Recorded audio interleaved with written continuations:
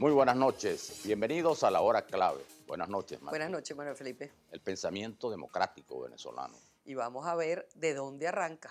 La llamada generación del 28, el movimiento estudiantil que surgió contra la dictadura de Juan Vicente Gómez en 1928, significó también la emergencia de un nuevo liderazgo de jóvenes que rondaban los 20 años, pero que ya levantaban planteamientos ideológicos novedosos. Hasta entonces, la oposición a la dictadura era encabezada por caudillos militares o intelectuales de mucha solvencia académica, pero que actuaban solamente con el propósito de derrocar y sustituir al gobernante y al grupo en el poder. Sin duda, todos los dirigentes de la protesta estudiantil del 28 compartieron el mérito de la audacia y la irreverencia frente a un régimen de terror que había convertido en una realidad dramática la conocida frase de la paz de los sepulcros.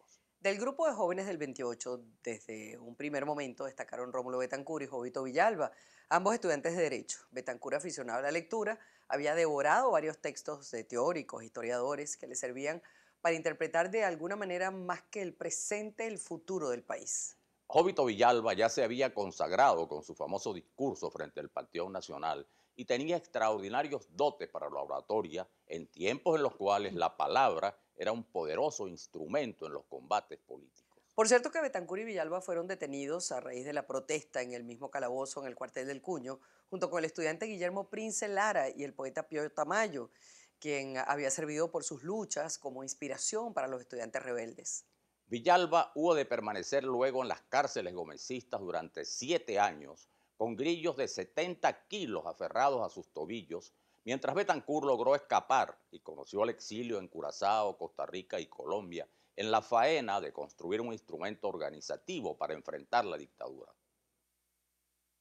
Venezuela tuvo un siglo XIX incivil absolutamente dominado por guerras civiles, por la disgregación, que daba poca oportunidad de que Venezuela se incorporara a las reflexiones que en el mundo habían en torno a la democracia. El siglo XX se inaugura con 35 años de férreas dictaduras de Cipriano Castro y Juan Vicente Gómez, que por supuesto van a tratar de impedir que Venezuela se contamine de las ideas que entonces formaban parte del debate en el mundo.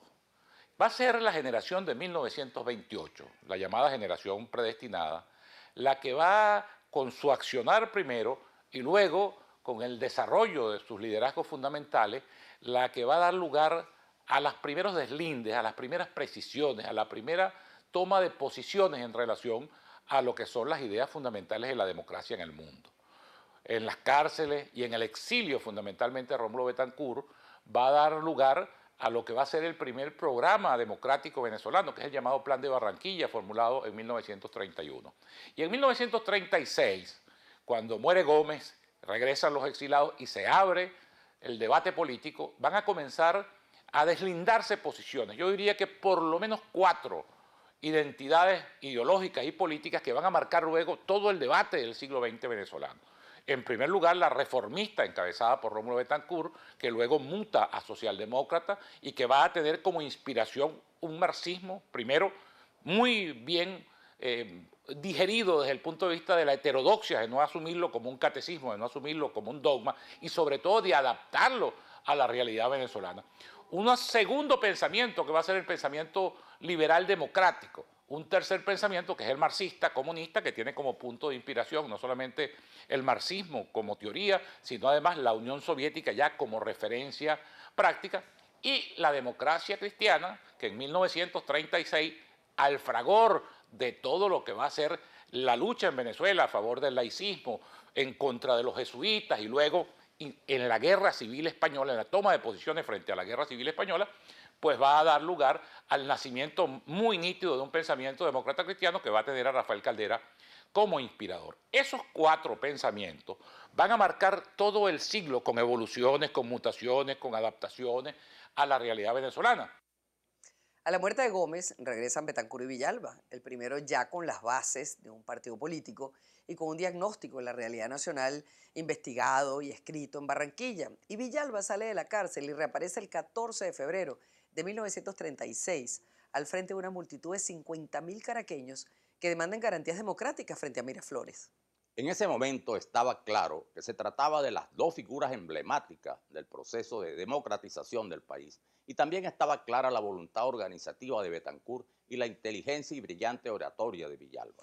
Por eso, con el tiempo, el pensamiento democrático venezolano gira en buena medida en torno al comportamiento de Betancur y de Villalba, quienes tuvieron coincidencias y graves discrepancias también a lo largo de los años. Para los historiadores, profundizar en las ideas y la vida de ambos líderes ha sido una tarea aún inconclusa. Lo que sí resulta claro es que ambos simbolizan el esfuerzo democratizador de los venezolanos. Para hablar sobre el pensamiento democrático nacional y también sobre las lecciones de los líderes, conversaremos con el profesor Guillermo Tela Veledo al regreso de la pausa. Antes, les recordamos a todos los televidentes que pueden hacer sus comentarios en nuestra cuenta de Twitter, @lahoraclavepisogv, y también a través del canal de Globovisión en YouTube y Dailymotion podrán tener información más detallada de nuestra programación.